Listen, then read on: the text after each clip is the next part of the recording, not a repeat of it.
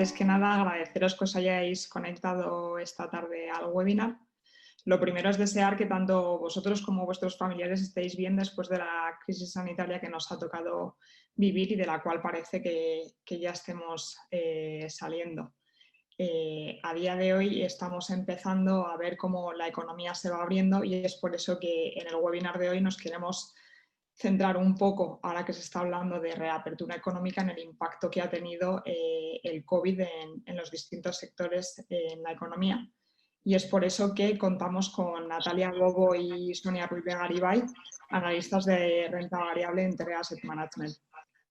Ambas cuentan con más de 20 años de experiencia en la industria y se unieron a TREA en el 2017. Antes de adentrarnos un poco en el objeto de estudio del webinar, queríamos hablaros un poco de TREA. TREA es una gestora independiente que no pertenece a ningún grupo financiero. Gestionamos más de 4.300 millones y estamos adscritos a PRI, que lo que significa que estamos comprometidos en todo nuestro proceso de inversión con los valores de ESG. TREA cuenta con un equipo de 57 personas, incluyendo a más de 20 profesionales de inversión. Y tras decir esto, yo lo que quería hacer era preguntarle a Natalia que cómo está compuesto el equipo de análisis en TREA y que nos explique un poco cómo trabajáis. Hola, ¿qué tal? Muchas gracias, Rocío. Buenas tardes. Espero que estéis todos bien. Sí, bueno, lo primero que queríamos hacer es presentar al equipo de inversión de TREA, que está formado, como veis ahí en la slide, por 3 gestores. Alfonso de Gregorio y Lola Jacotot son gestores de España y Xavi Brun, gestor de Europa, y por 5 analistas, como decía Rocío. Y bueno, el equipo de análisis se formó a finales de 2017 con la incorporación de 3 personas con más de 20 años de experiencia en el sell side. Sonia Ruiz de Garibay, que está hoy aquí, María Tristán y yo, y otras 2 by side, Joan Borràs y Omar Quer. Omar estaba ya en TREA, ahora lleva 7 años en TREA y Joan nos ha aportado más de 20 años de experiencia en análisis y gestión en distintas gestoras. Como veis, ahí también los analistas estamos divididos por sectores, ahí tenéis un poco el reparto. Nuestro objetivo principal es Europa, pero también tenemos un foco importante en España. Nuestro objetivo último es hacer recomendaciones de inversión a los gestores de España y de Europa. Si queréis, más adelante podemos profundizar un poco en el proceso de toma de decisiones, etcétera. ¿Cómo generáis las ideas en el equipo? Porque sois un equipo bastante grande, ¿no? Hola, buenas tardes a todos. Soy Sonia. Bueno, os deseo el mayor bienestar posible a todos en estas circunstancias. Pues sí, Rocío, empiezo yo a explicar un poco el proceso de inversión.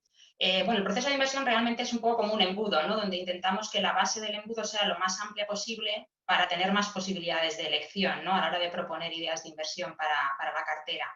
Entonces, aquí tenéis en esta diapositiva un poco las herramientas en las que nos apoyamos para lograr que esa base sea suficientemente amplia. La primera y más sencilla es el screening, quizás. Aquí recurrimos a proveedores de información financiera pues, muy conocidos y optamos pues, por aplicar una serie de criterios a un baremo, ¿no? Pues puede ser, por ejemplo, pues, un criterio financiero, en el sentido de aplicar algún ratio de apalancamiento, un criterio de ratio de cotización, pues elegimos un PER, un EV/EBITDA, o uno de rentabilidad, un margen o un ROCE, ¿no? Y en base a este criterio, pues sacamos un conjunto de compañías y nos posicionamos en las que estén mejor rankeadas en ese ranking, en ese screening. Otra forma también es sentarnos un poco a analizar la búsqueda de temáticas que ahora estén de actualidad y que consideramos que van a ser persistentes en el tiempo, ¿no? Y ahora pues es un momento muy interesante para esto, pues tenemos temáticas como la eficiencia energética, como el 5G, como la digitalización, como la economía circular, hay muchas. Y eligiendo la temática, pues buscamos aquellas compañías cuyos planes estratégicos pues estén de una manera muy importante enfocadas en esa temática en concreto, ¿no? Otra manera de buscar ideas es la lectura cruzada, ¿no? La búsqueda indirecta de análisis a través de la lectura de un sector. Pues tenemos información de competidores, de clientes, de proveedores que a su vez pueden ser compañías cotizadas. Entonces también eso nos ofrece mucha posibilidad de engrosar ese embudo, ¿no? Para empezar el análisis. Luego también utilizamos mucho el sell side, claro, y eso nos ofrece pues, seminarios temáticos o seminarios de un conjunto de compañías enfocadas en una zona geográfica a los que asistimos y nos nutrimos pues, de mucha información en poco tiempo y son muy útiles, o directamente leyendo los informes de los analistas, de esos brokers, ¿no? Informes que son de personas muy expertas y muy cercanas a las compañías que lógicamente también nos dan mucha información. Y finalmente, y le damos mucha importancia, es el contacto directo con las compañías. Una vez que hacemos una cierta criba en ese espectro tan grande, pues lógicamente intentamos tener un contacto lo más próximo posible con las compañías, ¿no? O sea que este sería un poco el proceso de generación de esa parte de la cadena de inversión, ¿no? Ahora os cuenta un poco Natalia cómo continuamos. Y entonces, una vez habéis generado esas ideas, ¿cómo luego analizáis las empresas? Porque supongo que os saldrá un universo de inversión bastante grande y luego centrarse en el análisis de cada una de ellas debe ser una tarea bastante ardua, ¿no? Natalia, estás en mute. Perdón, os contamos un poquito en qué nos fijamos. Al final, nosotros analizamos distintos aspectos que consideramos relevantes en las empresas con el objetivo de llegar a una valoración que nos permita tomar una decisión de inversión. Entonces, bueno, lo primero que miramos es el mercado o sector donde opera la empresa, las tendencias estructurales, la situación coyuntural, especialmente si son empresas cíclicas, la regulación. Miramos también, obviamente, el mix geográfico, porque la situación puede variar mucho dependiendo de los mercados. Miramos el entorno competitivo, esto es una variable clave, el grado de concentración del mercado, si es un oligopolio, si es un mercado fragmentado, qué cuota de mercado tiene la compañía que estamos analizando, las barreras de entrada, analizamos la competencia también y vemos si la compañía tiene alguna ventaja competitiva. Además, aparte de mirar la competencia, miramos los clientes y los proveedores, porque en un momento dado, por ejemplo, una compañía que tiene mucha dependencia de un solo cliente o de pocos clientes puede ser arriesgada. Miramos la rentabilidad, obviamente, los márgenes operativos, las estructuras de costes, el apalancamiento operativo, es decir, cómo evolucionan los márgenes dependiendo de las ventas, los planes de reestructuración si los hay y al final pues los ROIs y los ROCEs. Luego el balance obviamente es clave y más en este entorno además. Miramos el nivel de endeudamiento, pero eso es un múltiplo al final, o sea, intentamos ir un poquito más allá, mirar la estructura de la deuda, el porcentaje de deuda fija y deuda variable, cuál es el coste medio, el calendario de vencimientos. Por ejemplo, una compañía puede tener un ratio de apalancamiento relativamente elevado, como por ejemplo Celnex, pero si tiene vencimientos razonables y genera mucha caja, pues no es un problema y de hecho se financia muy barato por este motivo. Aparte de la deuda, miramos provisiones también y vemos un poco qué riesgo puede venir por ahí, riesgo de write-offs también, de fondo de comercio, por ejemplo, el capital circulante es muy importante y créditos fiscales, por ejemplo. O sea, son variables que miramos en el balance. Luego, otro tema importante es el plan de inversiones, que la verdad es que eso es una variable que, gracias a Dios, las compañías dan bastante visibilidad. Entonces, aquí miramos inversiones de mantenimiento, es decir, lo que va a permitir a la compañía mantener su actividad, inversiones de crecimiento, lo que le va a ayudar a crecer. Y bueno, el uso de la caja, esto es clave. Una vez que tenemos una idea de lo que son los flujos de caja libres, pues en qué va a utilizar la compañía esos flujos, ¿no? Entonces aquí está la retribución al accionista, dividendos, recompras de acciones, operaciones corporativas quizá o reducción de deuda. Como decía Rocío antes, los factores ESG cada vez son más relevantes y como decía Sonia también, bueno, pues intentamos ver cuáles son las tendencias y cómo pueden afectar a las empresas que analizamos. Por ejemplo, la industria del auto, pues el coche eléctrico o la descarbonización a las petroleras. Son factores que cada vez están más metidos en nuestro proceso de análisis. El equipo gestor es clave. El track record, qué estrategia tiene, cuál es la fórmula de remuneración, si tienen acciones. Eso es importante porque genera bueno, pues que los intereses de los accionistas del equipo gestor sean los mismos. Y aquí, como decía Sonia también, pues intentamos tener el contacto más estrecho posible con los equipos gestores de las compañías. Y luego, en cuanto al accionariado, pues miramos también la composición, si es una compañía familiar, si hay algún accionista que quizá podría vender, si hay activistas, es decir, miramos un poco a la estructura accionarial que también en algún momento puede ser una variable clave. Pues parece que la metodología que utilizáis para hacer el análisis de la empresa es bastante cualitativa. ¿Qué métodos de valoración cuantitativos estáis utilizando? Que es un poco lo que le interesará también a la gente, aparte de hacer un análisis 360, como como estabais hablando, ver el plan de inversiones, accionariado, etcétera. ¿Qué métodos cuantitativos estáis utilizando para determinar cuál es el precio objetivo por acción? Sí, pues mira, Rocío, al final todo lo que ha comentado Natalia pues tiene que traducirse en un número, ¿no? Porque al final se trata de contrastar eso con lo que cotiza la compañía en el mercado para tomar una decisión de inversión. Entonces aquí empleamos normalmente más de un método, con el objetivo de contrastar las conclusiones que sacamos con uno con otro, ¿no? Entonces, bueno, aquí os hemos puesto los más comunes que empleamos.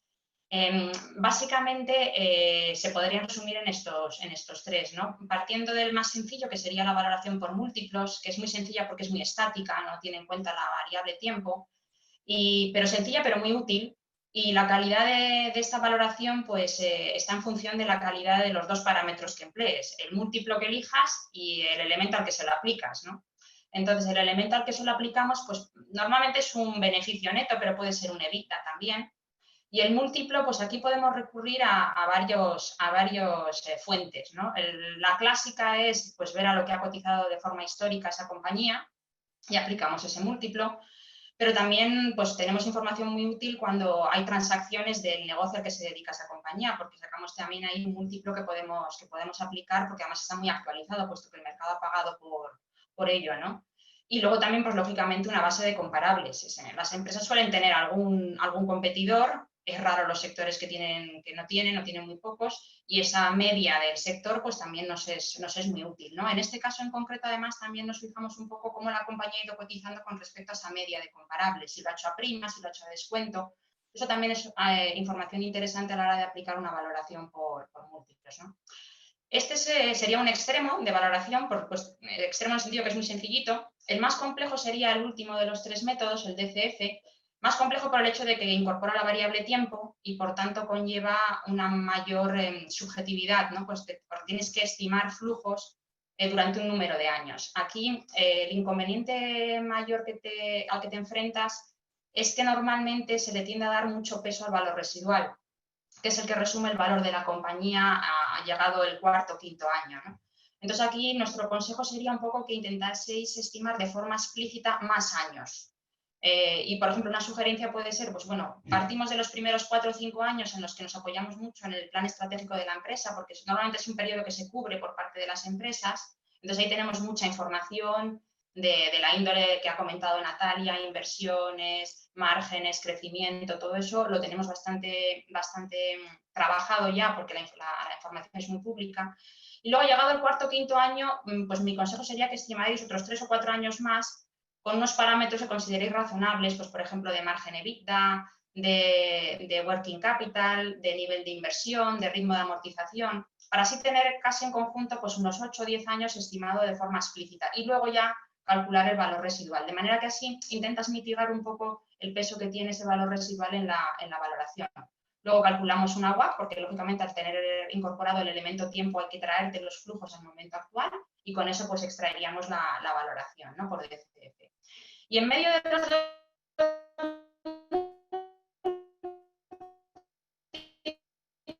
dos, del estático y del dinámico, que es un poco un híbrido, ¿no? Pero es muy útil porque hoy en día casi todas las compañías desglosan un nivel operativo, ya sea el EBITDA o el EBIT, por negocios. Entonces, dependiendo del tipo de negocio que sea, pues es más aconsejable aplicar un método u otro. Por ejemplo, si es un negocio con muchísima volatilidad, pues a lo mejor el método por múltiplos, basado en un beneficio o un resultado normalizado, nos es muy útil. Cuando es un negocio con mucha recurrencia y mucha visibilidad, pues un DCF puede serlo más. Entonces, dentro de la misma compañía, en función del tipo de segmento que tenga, aplicamos un método u otro y por eso pues, sería un método considerado híbrido, ¿no? Pero muy útil porque quizás tenga más calidad, ¿no? En el sentido de que puedes trabajar un poco más la tipología de los negocios a los que se dedica la empresa.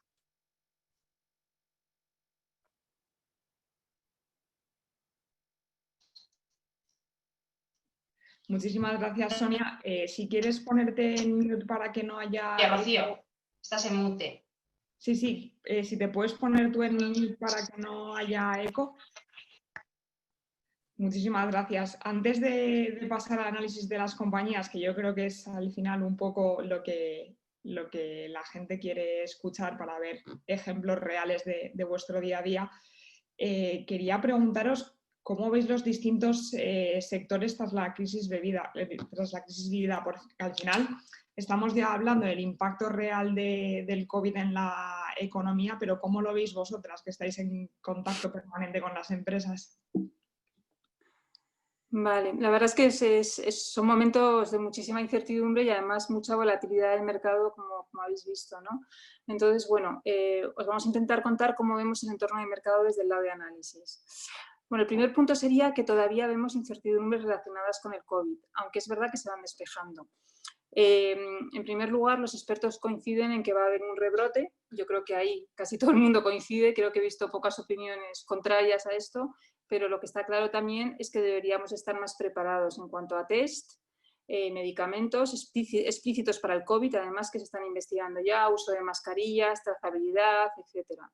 Tampoco se pueden descartar incrementos de contagios con las aperturas de la economía. Fijaros lo que ha pasado en Pekín y Estados Unidos, que tampoco ha sido algo muy importante, pero al final sí que ha tenido su impacto en los mercados. No sabemos cuánto va a durar la inmunidad, ni si la hay. O sea, es decir, el hecho de que tengas anticuerpos no supone necesariamente que seas inmune. Hay estudios todavía que se están haciendo para demostrar esto. Tampoco se sabe si el virus va a mutar, aunque parece que es poco probable. Y bueno, ahora mismo hay más de 100 proyectos de vacunas. Van saliendo proyectos continuamente. Los más avanzados son con tecnologías novedosas y poco probadas. Por ejemplo, me imagino que habéis leído Moderna, que es una compañía americana que ha subido muchísimo en bolsa, que bueno, está a la cabeza, pero el hecho cierto es que no tiene ninguna vacuna probada todavía. Lo que pasa es que sí que es verdad que hay 3 compañías que han presentado resultados de fase 1 más o menos razonables. Con lo cual, bueno, pues ahí se está avanzando. La producción en masa, como sabéis, va a tardar en llegar por lo menos hasta mediados de 2021. Y una vacuna verdaderamente efectiva podría tardar más. Y luego yo creo que lo más importante es que no sabemos exactamente cómo va a ser la psicología después del COVID. Sobre todo en la parte de consumo.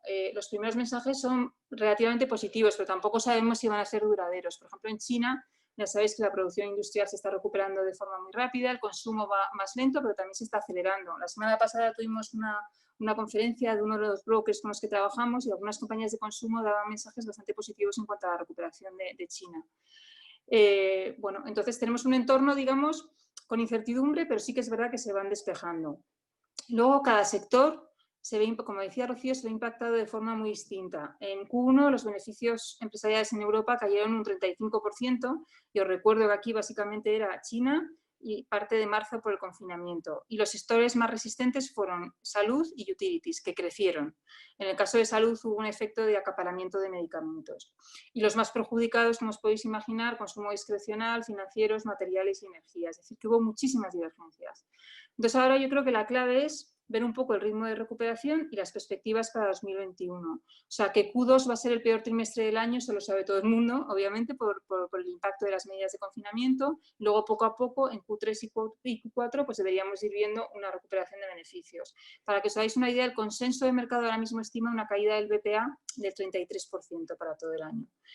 Lo bueno de Q2 es que en ese momento las compañías van a tener más visibilidad para dar indicaciones. Lo que pasó cuando empezó la crisis del coronavirus es que en general, aparte de suspender dividendos, las compañías lo que hicieron fue suspender las indicaciones.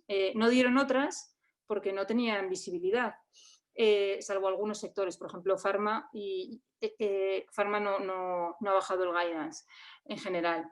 Entonces, bueno, en Q2 yo creo que sí que va a haber algo más de visibilidad para que se puedan dar indicaciones. Y bueno, para 2021 el consenso estima un 36% de crecimiento de BPA en Europa y con esto los beneficios aún se van a quedar un 9% por debajo de 2019. Es decir, vamos a tener que esperar a 2022 para ver los mismos niveles de 2019 con las estimaciones de consenso actuales. Vamos a ver qué pasa con la reactivación de la economía. Y luego, al impacto directo del COVID se une una nueva realidad que está marcada por la aceleración de tendencias estructurales y un mayor peso de ESG, que está un poco relacionado también con lo que decía Sonia antes, ¿no? Y aquí, bueno, como veremos más adelante, la calidad de los equipos gestores va a ser clave para adaptarse a este nuevo entorno de mercado. Entonces, nosotros lo que os diríamos es que de forma general, porque siempre hay excepciones con un mercado tan volátil y siempre hay oportunidades de inversión en distintos sectores, pero bueno, en este entorno de incertidumbre, por ahora, favorecemos principalmente compañías resistentes al COVID, que están expuestas a tendencias atractivas de largo plazo, utility, salud, tecnología, y también apostamos por industriales o cíclicas de calidad, con buen posicionamiento competitivo y balances fuertes que a lo mejor se han visto perjudicadas en este entorno por la situación del COVID. Eso es un poco el posicionamiento que tendríamos de forma general, insisto. ¿Y creéis que hay algún sector que va a salir reforzado de esta situación? Porque estamos hablando siempre del impacto negativo. Natalia se ha hablado un poco de las oportunidades que pueden surgir dentro de algunos sectores, pero ¿hay algún sector generalizado que se vea reforzado por esta situación?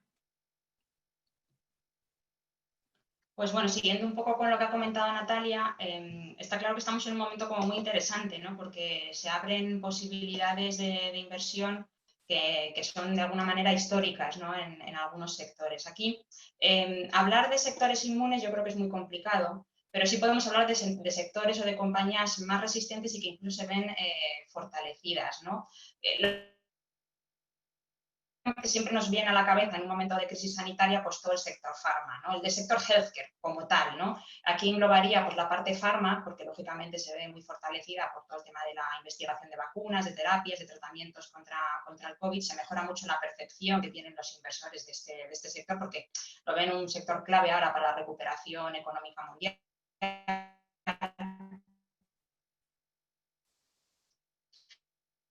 Pero no solo farma, dentro de healthcare también que hay que mejorar, como se ha puesto de manifiesto, la parte de las compañías de diagnóstico para hacer los tests, o sea que el sector healthcare en general, en sus múltiples subsegmentos, pues ahora es un sector que puede salir muy, muy fortalecido de esta situación.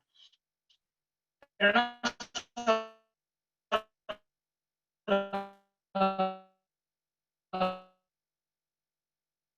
por ejemplo, también a confinarnos y muchas cosas que antes se hacían de una forma presencial, pues ahora se hacen de forma virtual. Y lógicamente la tecnología tiene un elemento muy importante para conseguir la seguridad y la viabilidad de esas transacciones que antes eran presenciales, ¿no? Aparte de la tecnología y del healthcare, pues otros sectores que también vemos que pueden salir fortalecidos serían las utilities. Las utilities al final hemos visto desplazada una parte importante del consumo energético pues desde de las empresas, de los centros corporativos a las casas, y es probable que haya que reforzar todas las inversiones en las redes de distribución. Al final todo el uso de la tecnología en casa, quieras que no, también usa electricidad, entonces eso es indirectamente también un beneficiario, ¿no? Y luego retailers, hemos pasado de comprar de forma presencial cosas a comprarlo todo online. Aquellos retailers que tengan una cadena logística consolidada y fuerte, pues pueden verse fortalecidos porque puede ser un sector donde haya consolidación, ¿no? Entonces, bueno, pues esos serían ejemplos de sectores que son resistentes e incluso que se pueden fortalecer. En el extremo contrario, vemos sectores que también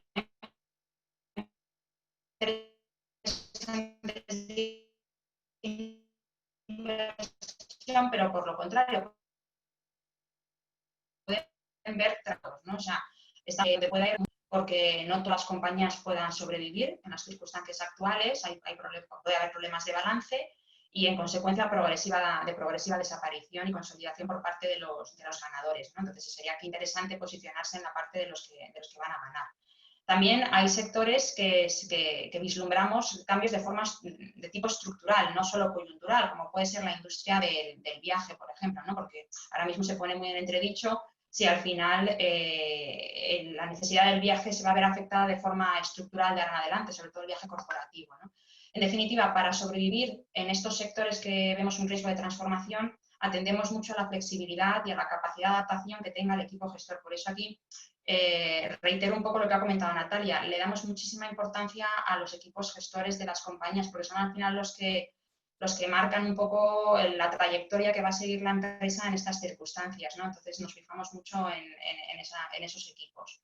Y luego, finalmente, también es un momento interesante para ver, como también ha adelantado Natalia antes, tendencias que se pueden acelerar, oportunidades que se pueden acelerar ahora. Por ejemplo, pues el 5G, por la relevancia que están tomando las infraestructuras de telecomunicaciones, la digitalización, pues muy importante, porque, como les decía antes, ahora hacemos todo de forma muy virtual. Y luego la temática de ESG. Cada vez más los gobiernos hablan de una recuperación ligada a la sostenibilidad, a la economía circular, a la eficiencia energética. Todos estos son ámbitos que ahora mismo cobra mucho interés y que aprovecharíamos esta situación de crisis para estudiar con más profundidad por encontrar valoraciones más atractivas, ¿no? Muchísimas gracias, Sonia. Y ahora creo que si tuvieseis que elegir dos empresas, ¿cuáles elegiríais y qué valoración, cómo haríais la valoración? Vale, bueno, pues empiezo yo. Yo he escogido a dos empresas del sector salud. Una es Grifols, española, la tenemos en las carteras tanto de España como de Europa, y la otra es Fresenius, que es una compañía del sector también, que es alemana. Y ambas comparten dos cosas, yo creo. Mercados en crecimiento con tendencias estructurales importantes y fuertes barreras de entrada. Entonces, bueno, si queréis empezamos con Grifols, que supongo que estáis todos más familiarizados con ella. Además, últimamente está permanentemente en prensa por los tratamientos para el coronavirus. Es una compañía que salió a cotizar en 2006, cotiza en Madrid y en Estados Unidos y capitaliza cerca de 17 billones. Como sabéis, es una compañía familiar. Un 30% de los derechos de voto, porque tiene acciones A y B, está en manos de la familia Grifols. Ahora mismo hay dos co-CEOs, sobrino y tío, y el sobrino es el bisnieto del fundador de la compañía. Entonces, ¿cuál es el negocio de Grifols? La verdad es que es una farma, pero no es una farma al uso.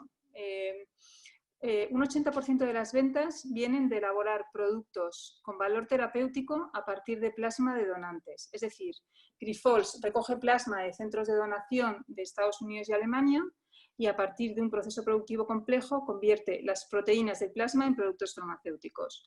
Una peculiaridad es que Grifols paga a la gente que va a donar plasma por el plasma, ya que los glóbulos rojos se reinyectan otra vez para poder donar con más frecuencia. Es decir, un donante de plasma puede donar 2 o 3 veces a la semana. Y el donante pasa cerca de hora y media en los centros de Grifols, con lo cual por eso se le recompensa. Este es el primer negocio. Aquí hay muchos productos. El más importante se llama inmunoglobulina, que es como un 50% de las ventas de esta división, que la verdad es que tiene muchísimos usos, pero vamos, básicamente tiene usos neurológicos y para inmunodeficiencias. Y uno de los drivers es que cada vez se están descubriendo nuevos usos para los productos que ya se venden. El segundo negocio es la parte de diagnóstico, que es un 14% de las ventas y tiene que ver con todo el diagnóstico relacionado con sangre, que va desde lo más básico como el tipaje sanguíneo a test más sofisticados que permiten detectar el material genético de virus y bacterias en el plasma o en la sangre. Por ejemplo, Grifols ha lanzado un test para el coronavirus precisamente basado en esta tecnología, que fundamentalmente se va a vender en España. El tercer negocio es aprovisionamiento hospitalario, que es como un 3% de las ventas y incluye soluciones intravenosas, nutrición, equipamiento médico, logística hospitalaria. Es básicamente aprovisionamientos a hospitales. Y bueno, otra cosa muy importante de Grifols es que es una compañía española, obviamente, pero las ventas en Estados Unidos son casi un 70% del total, que además es el mercado más rentable que tiene. Luego, la parte de mercados emergentes es cerca de un 16%, sobre todo China, y Europa es un 18%. O sea, es una compañía cuasi americana. O sea, las ventas, un 70% están en Estados Unidos y también tiene la mayoría de los centros de plasma en Estados Unidos y también de las capacidades de producción. ¿Cuáles son las razones para invertir en Grifols? Bueno, un poco como os anticipaba antes, es líder en un mercado que es un oligopolio. Es decir, hay 3 compañías que tienen cada una cerca de un 20% de cuota, con lo cual tienen un 60% de cuota y además siguen incrementando la cuota porque los pequeños operadores están perdiendo. Estas son Grifols, CSL, que es una compañía australiana, y Takeda, que es una compañía japonesa que ha comprado Shire. Además, el mercado crece, si miráis la historia, crece a tasas sostenidas más o menos de un dígito medio alto. O sea, es un mercado en crecimiento. Y los principales motores son el envejecimiento de la población, el incremento de diagnóstico y tratamiento de enfermedades, nuevas indicaciones para proteínas existentes, como os decía antes, el descubrimiento de nuevas proteínas en la sangre con valor terapéutico, es decir, hay múltiples drivers. Luego también, como os decía antes, es un mercado con fuertes barreras de entrada. Y aquí lo más importante es que el proceso productivo es complicado, el acceso a la materia prima, que es el plasma, también, y hay una regulación súper exigente. Es decir, aquí el riesgo mayor que hay es el riesgo de contaminación, porque al final tu materia prima es plasma humano, con lo cual tienes que vigilar muy bien toda la cadena de producción. Entonces, incluso para que cuando Grifols anuncia un nuevo plan de inversión, necesita entre 5 y 7 años para llevarlo a cabo por las aprobaciones regulatorias. El tercer motivo es que estamos en un momento óptimo de mercado, con demanda fuerte, escasez de producto y precios al alza, aunque sí que es verdad que el COVID va a estropear, entre comillas, un poquito la cuenta de resultados. Y luego, finalmente, estamos en un momento ahora, en concreto, donde vemos oportunidades de crecimiento adicionales en dos partes. Uno, China ha comprado un 26% del segundo operador de plasma chino.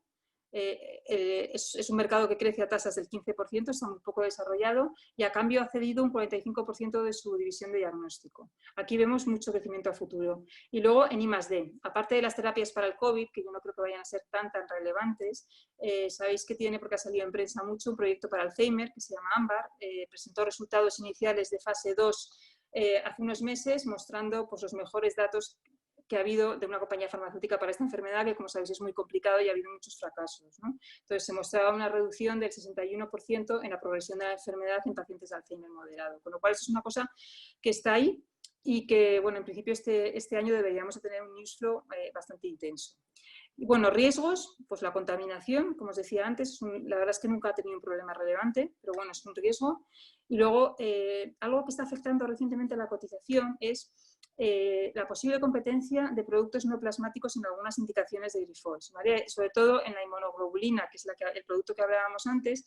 Hay proyectos de otras compañías que tienen productos en fase 2, fase 3, para pequeñas indicaciones del IG. En total, estas indicaciones son como un 4% de las ventas de Grifols, es decir, es algo que no es relevante, pero bueno, sí que es verdad que el mercado ha sido sensible a esta variable. Entonces, ¿cómo valoramos Grifols?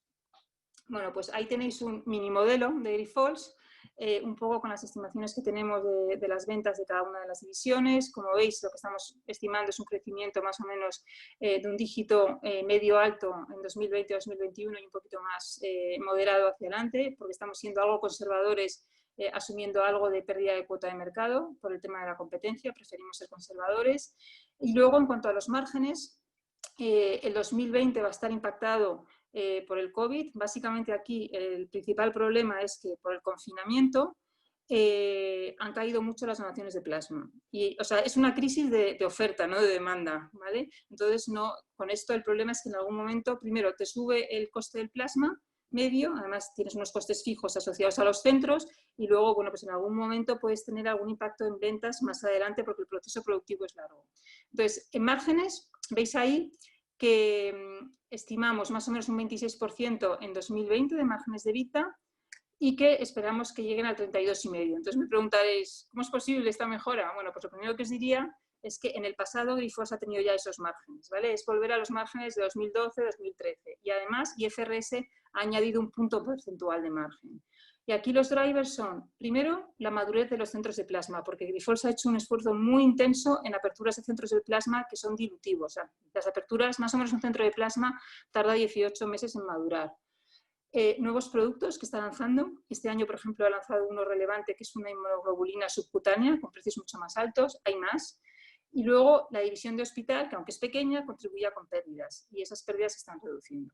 Entonces, lo que hacemos es calcular, como decía Sonia, un beneficio que nosotros consideramos más o menos normalizado a largo plazo, es equivalente más o menos a un free cash flow libre, a un cash flow libre, porque igualamos depreciación a CAPEX y le aplicamos un múltiplo. En este caso lo estamos aplicando un PER 16, ¿vale? A este beneficio normalizado que compara con la media histórica de 21,5.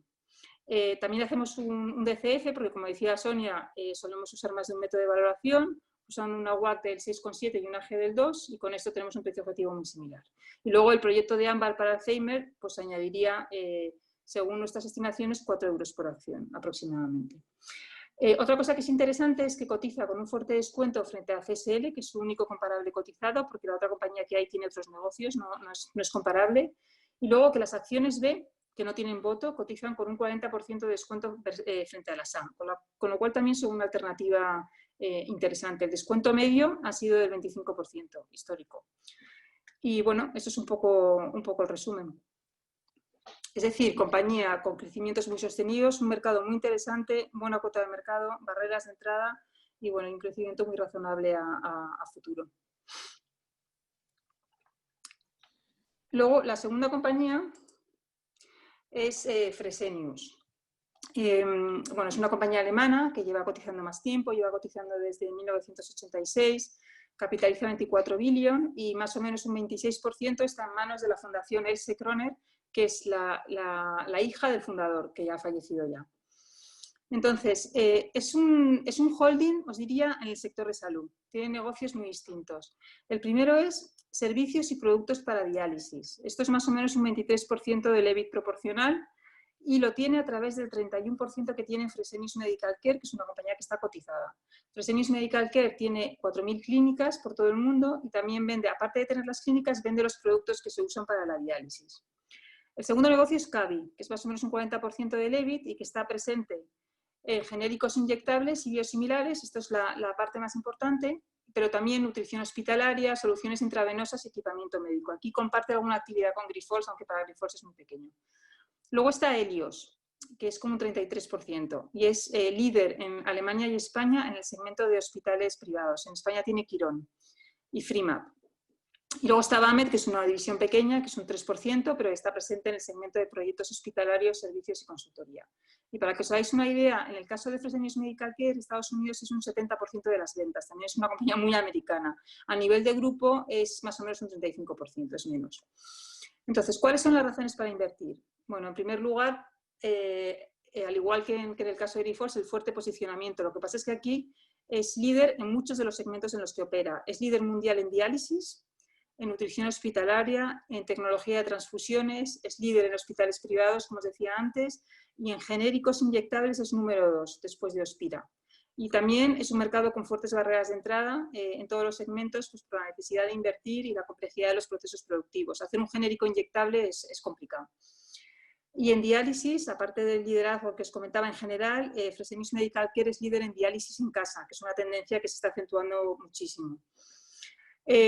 Las tendencias estructurales son también muy interesantes en todos los mercados en los que opera. En diálisis, los pacientes crecen a tasas del 6-7% al año. Los genéricos también crecen a tasas importantes porque se benefician de la expiración de las patentes de los productos farmacéuticos. Luego, en general, están expuestas al incremento del gasto sanitario y al envejecimiento de la población. Y luego, bueno, en este momento también, en el pasado, Fresenius ha sido bastante activa en compras. Y yo creo que en estos momentos, sobre todo en Helios, podría haber oportunidades mayores de compra. Que, bueno, ha comprado recientemente una clínica en Alemania, alguna en Colombia, pero llevaba un tiempo Fresenius sin hacer grandes compras.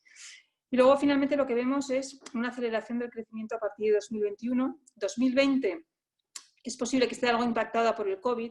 Por el momento, la compañía lo que ha hecho es mantener el guidance ex-COVID, el que dio a principio de año, pero sí que es verdad que ha dicho que podría estar en la parte baja de dicho guidance. Es decir, tendrá un impacto, pero no debería ser un impacto muy relevante.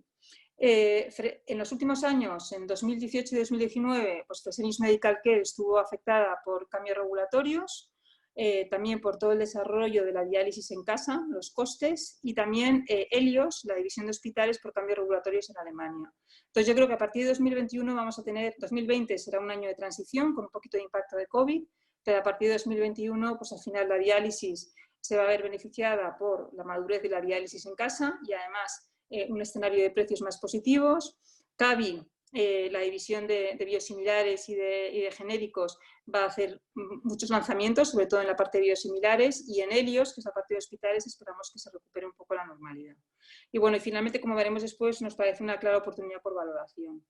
Y bueno, riesgos, pues retrasos con el pipeline de biosimilares de Kabi, que va a ser un driver relevante, cambios regulatorios. Lo que pasa es que después de todo lo que ha habido recientemente, yo creo que hay poco más que se puede hacer.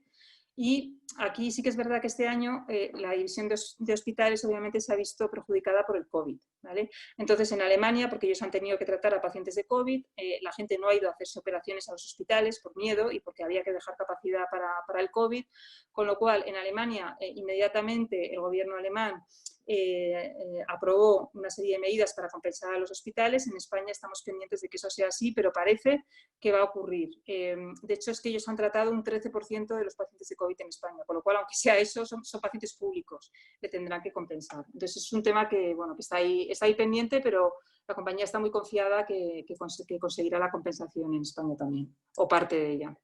Entonces, si miramos un poco la valoración, ahí tenéis también un mini modelo. Aplicamos un método parecido, pero podéis ver las estimaciones primero. Veis que estimamos un crecimiento de ventas pues más o menos de un dígito medio, márgenes más o menos estables. La compañía da un guidance de largo plazo, cosa que no hace Grifols, de ventas que estima un crecimiento en 2020-2023 entre el 4 y el 7% y de neto del 5 y 9, entre el 5 y el 9, con lo cual eso es más o menos lo que nosotros estamos reflejando en los números. Y bueno, aplicando un PER de 13 veces al beneficio normalizado, pues tenemos un precio objetivo de 59 euros por acción, que es más o menos un potencial del 30%. También hacemos una suma de partes, porque como decía Sonia, la verdad es que en este tipo de compañías es bastante útil. Fresenius Medical Care cogemos el market cap, es decir, la cotización, y a las demás le aplicamos múltiplos de compañías comparables. Y nos sale una valoración bastante parecida.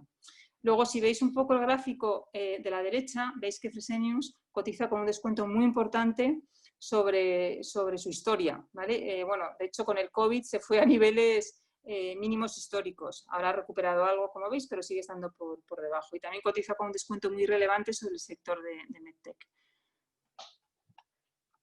O sea, que dos ideas un poco del mismo sector, diferentes, pero bueno, con tendencias estructurales interesantes ambas dos y valoraciones atractivas. Muchísimas gracias, Natalia. Y Sonia, ¿cuáles son tus dos ideas?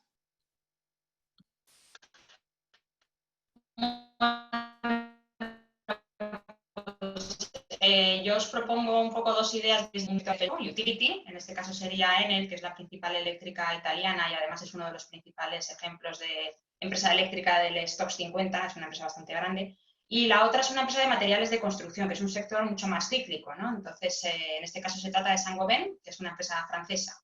Bueno, resumiendo un poco, porque tienen muchas características en común, aunque los negocios son muy diferentes, pero os voy a destacar un poco los 4 elementos, yo diría, más importantes que nos han hecho poner nuestro esfuerzo en estudiar estas compañías. El primero es el posicionamiento actual que tienen, ¿no? Las dos son compañías líderes en sus respectivos negocios. Eso, sobre todo en un momento como el actual, pues les dota de más resistencia al ciclo, ¿no? Y más capacidad de supervivencia, incluso de ser consolidadores si hubiera una oportunidad. Entonces eso nos da cierta garantía. Siempre, pero en este momento incluso más, ¿no? Entonces, se cumple tanto en el caso de Enel como en el caso de Saint-Gobain. En el caso de Enel es líder en la parte de redes en Europa y también en renovables, 2 de sus 3 negocios principales. Y Saint-Gobain es líder en 2 de los materiales que vende, que es la lana de vidrio, que es un material aislante, y el cristal, que es el elemento, el producto tradicional de esta compañía, ¿no? Segundo elemento interesante que nos hace fijarnos en estas empresas, pues que están en mercados donde hay crecimiento y esto tiene mucho valor ahora porque estamos en un momento en el que este año va a haber una caída de PIB a nivel mundial, la recuperación de la actual crisis en muchos sectores se vislumbra más allá de 12 meses, entonces estar en sectores donde va a haber crecimiento y donde va a haber negocio, pues es muy relevante, ¿no? Entonces, esto está muy ligado al tercer elemento que también nos ha hecho fijarnos en estas compañías, que es que este crecimiento está ligado a su buen posicionamiento en la temática de ESG, que ahora está muy en valor, ¿no? En el caso de Enel, en la parte de la E, Environment, ¿no? Medio ambiente, al final Enel tenía una serie de plantas de carbón y va a cerrarlas y lo sustituye progresivamente con negocio renovable. Y lo está haciendo a una velocidad mayor que ninguna otra compañía en Europa, poniendo en capacidad instalada cada año 5 gigas, ¿no? Con lo cual pues está muy bien posicionada y hay mucho crecimiento en ese negocio. Además, Enel también apoya otra tendencia que está muy encima de la mesa ahora, que es la digitalización, que la hemos hablado hace unos minutos, ¿no? Porque está invirtiendo bastante en hacer redes inteligentes, redes de transporte y redes de distribución de electricidad inteligentes, tanto en Europa, en su mercado principal, que es Italia, pero también en Latinoamérica, en concreto en Brasil. Y luego, Saint-Gobain tampoco se queda atrás porque está muy bien posicionado lo que es el elemento de eficiencia energética. La parte muy está dirigida a lo que es la renovación de edificios. Eso en Europa hay mucho campo por mejorar y esa renovación conlleva el mejorar la eficiencia energética de ese edificio y para eso pues el material aislante es fundamental y el cristal también. Entonces, sus 2 principales productos tienen un posicionamiento idóneo en un sector donde va a haber crecimiento y donde va a haber apoyo de fondos europeos para hacerlo crecer. Entonces, esa sería otra característica importante. La cuarta, que es también muy importante y que también la hemos mencionado con anterioridad, los equipos gestores. O sea, ambos tienen equipos gestores muy bien valorados por la comunidad inversora. En el caso de Enel, El actual CEO lleva ya 2 mandatos y acaba de renovar por el tercero. Es una de las personas más valoradas en el mundo energético.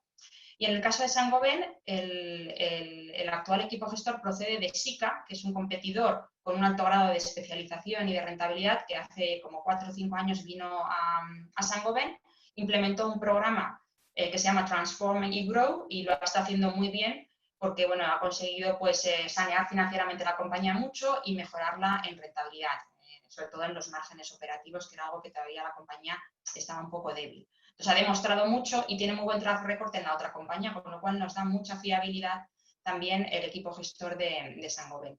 Y luego el quinto elemento que también nos hace fijarnos mucho en estas compañías es la fortaleza de balance. Estamos en un momento en el que el balance juega un papel crucial porque la liquidez ha estado en algunos momentos muy tirante y las dos vienen de historias bastante endeudadas, la verdad, en el pasado, pero las dos han aprovechado la crisis de los últimos años financiera de 2008 y 2009 para sanearse mucho y ahora mismo tienen balances muy sanos, vencimientos de deuda muy prolongados en el tiempo, costes medios de la deuda bajos y además un alto peso de la deuda a tipo fijo. Entonces, bueno, pues eso es otro elemento también muy interesante en estos momentos que nos ha hecho poner nuestro esfuerzo en estas compañías. Y luego, finalmente, pues bueno, la valoración, lógicamente, o sea, nos da un cierto potencial, tanto aplicando un método como otro. Aquí os he puesto, por ejemplo, en el caso de Enel, la valoración por múltiplos, que la hemos mencionado al inicio de la presentación. Bueno, como todas las eléctricas integradas, básicamente tienen 3 negocios, fundamentalmente. El negocio de generación, el negocio de redes y el negocio retail, el negocio de los clientes o de la comercialización.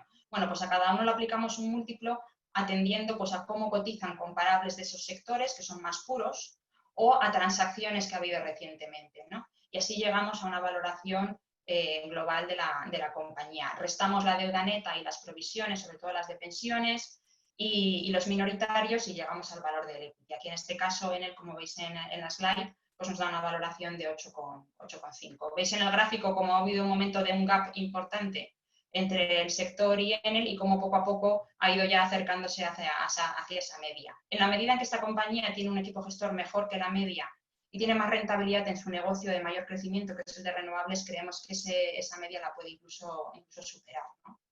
En el caso de Saint-Gobain os he puesto un ejemplo de valoración por DCF para que tuvierais un ejemplo. Como veis en la slide, pues veis los primeros años, como os comentaba al principio,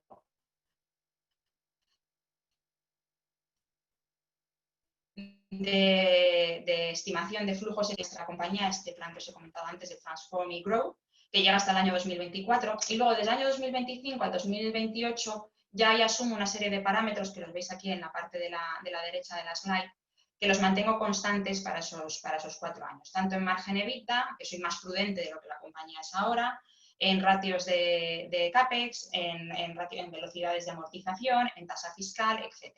Y luego ya, a partir del año 2029, en este caso, sacamos el valor residual. El valor residual, aquí sí que necesitamos la WACC que veis aquí y la G para llegar a estimar ese término, ¿no?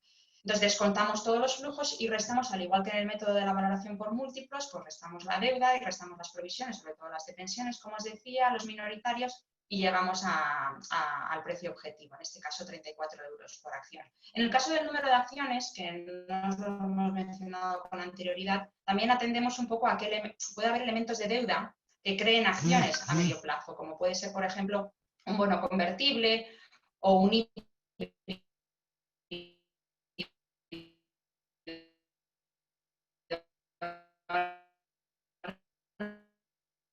bueno, no crea acciones, pero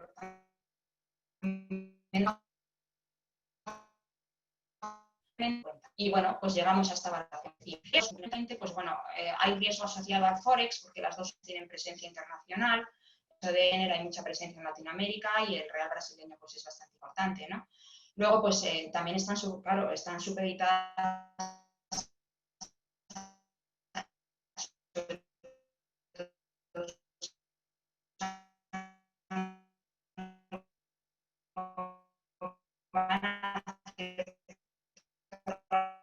ralentización económica, ¿no?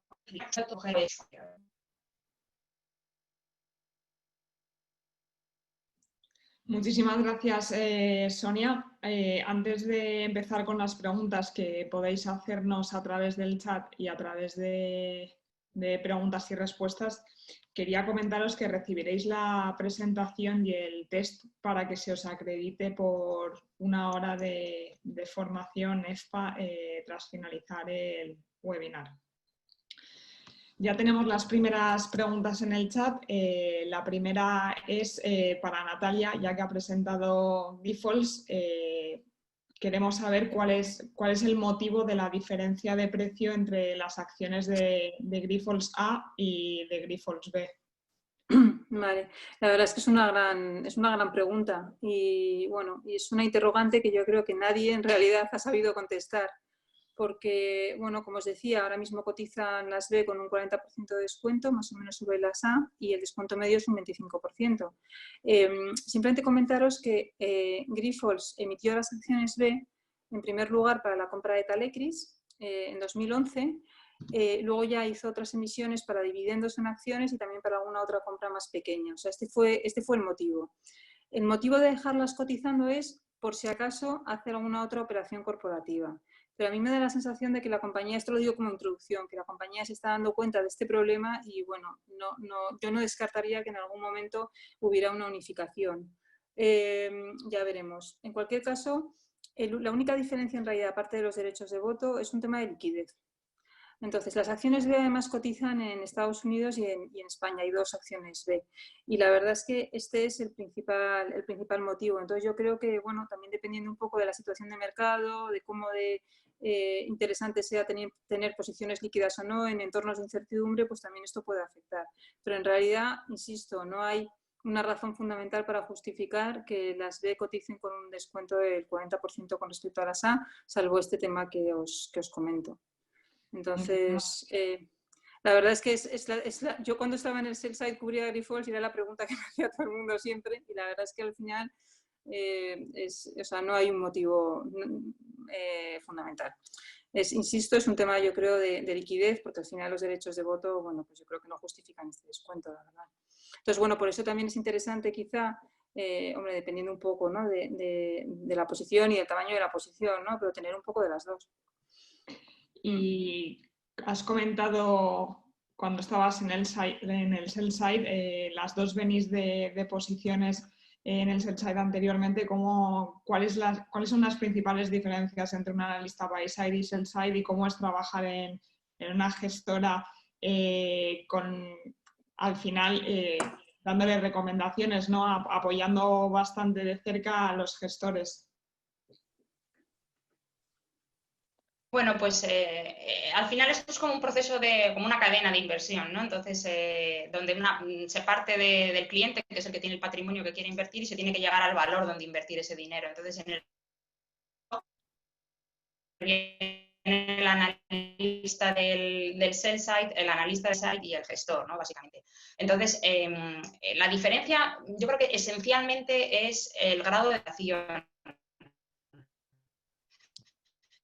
que tiene. O sea, el analista de tiene una cobertura limitada, muy concreta, y por tanto tiene una en esas compañías que cubre, que normalmente pertenecen a 1 o 2 sectores, ¿no? Entonces, está muy próxima a la compañía y tiene modelos de valoración muy profundos. El analista del buy side, por el contrario, es un analista mucho más diversificado y por tanto también abarca un número de compañías muchísimo mayor. Entonces, es muy difícil que llegue al grado de especialización y de conocimiento que tiene el analista del sell side.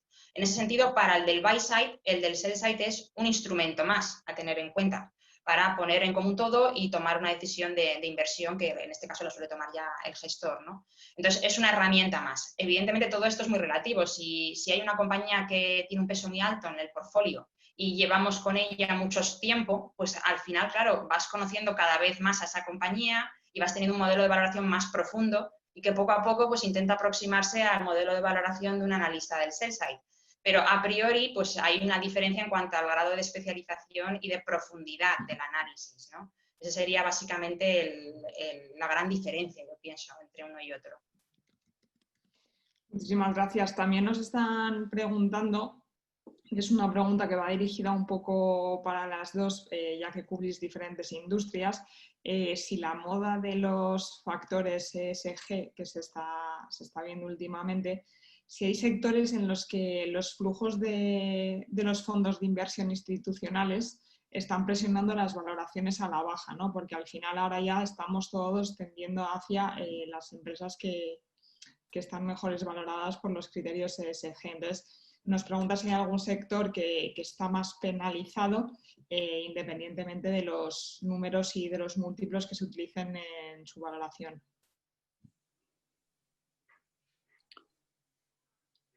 Bueno, Sonia, yo creo que si quieres contestar tú, porque son más tuyos, yo creo. Problema. Sí, perfecto. Sí, bueno, aquí yo creo que de lleno entra el sector de petróleo, ¿no? Y también incluso un poco el de aerolíneas. O sea, es cierto que este tema de ESG ha ido cogiendo mucha fuerza en los últimos meses, se ha reforzado ahora con el COVID, pero ya venía desde finales del año pasado. Y básicamente yo creo que el empujón final fue la noticia de que determinados fondos de una envergadura importante decidieron sacar sus posiciones en los valores que estaban muy mal posicionados en ESG. Y aquí la industria del petróleo pues está en general bastante mal posicionada. Entonces eso, claro, ha llevado a que haya habido muchas ventas y a valoraciones que a priori parecen muy baratas, pero ojo, hay que tener mucho cuidado porque pueden convertirse en lo que nosotros llamamos value traps. Es decir, al final es un sector donde está sufriendo un de-rating en vez de un re-rating. Entonces, eso puede resultar engañoso porque puede que no recupere los ratios de antes. Entonces, aquí hay que conocer bien las empresas de esos sectores para ver qué estrategias están poniendo en marcha para intentar revertir ese mal posicionamiento que tienen en temas medioambientales, ¿no? Entonces, porque eso es lo que les va a dar pie para volver a ser parte de portfolios que sí que tienen este sesgo ESG y poder volver a ratios como los que cotizaban antes o incluso superiores, ¿no? Porque, bueno, pues si te fijas en las petroleras pueden pasar a cotizar, en teoría, si se convierten cada vez más en empresas eléctricas, pues a los ratios de las eléctricas que son sustancialmente mayores que los de petróleo tradicionalmente. O sea que eso ocurre. Lo que hay que tener, como digo, es mucho cuidado a la hora de elegir si quieres seguir estando en esos sectores para tener cierta garantía de que ese value que aflora porque el ratio se ha ido muy abajo, no sea un value trap. Y lo mismo se hace extensivo un poco al sector de aerolíneas, que también es un sector que tiene un posicionamiento muy complicado en temas de medio ambiente y le puede ocurrir un poco lo mismo. Adicionalmente, con el tema del COVID, pues todo esto se ha ido agudizando, ¿no? Porque el tema de las aerolíneas se han visto muy afectadas por los cierres de los espacios aéreos durante 2 meses y medio y por el cambio estructural que puede ocurrir en cuanto a los viajes o no viajes corporativos. Y en el caso del petróleo, además, se ha agudizado pues, por la guerra que ha habido entre la OPEP, Arabia y Estados Unidos y Rusia, perdón, que no se han puesto de acuerdo inicialmente en un recorte y eso pues lastró muchísimo el precio, ¿no? Entonces, bueno, pues mi consejo es que el criterio de ESG es un criterio muy importante hoy en día, que cada vez hay más inversores que lo prestan atención y que las compañías progresivamente harán un esfuerzo de comunicación y de posicionamiento en ese ámbito. Pero, entre tanto, está claro que los sectores que tienen un mal posicionamiento de partida pueden sufrir mucho en valoración y pueden tardar un poco en volver a las valoraciones tradicionales. Gracias. Otra pregunta que nos llega es que hemos visto que en tiempos de confinamiento se ha apostado muy fuerte por la tecnología y hemos dependido muchísimo de Internet, de los ordenadores.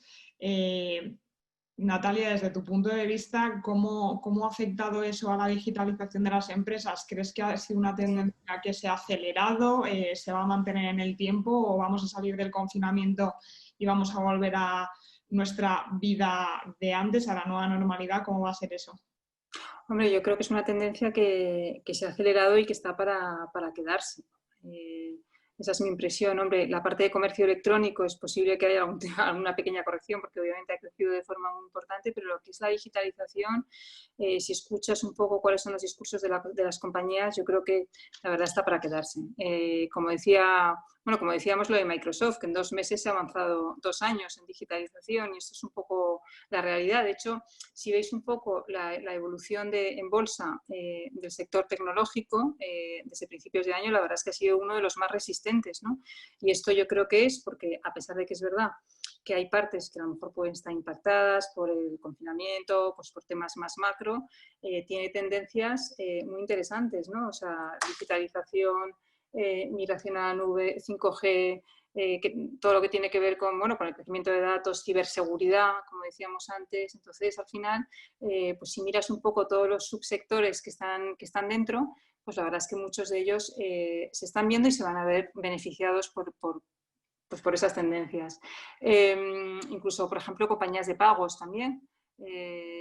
Bueno, sobre todo aquellas que están más expuestas a lo que es los pagos online, que también han tenido un performance muy, muy bueno.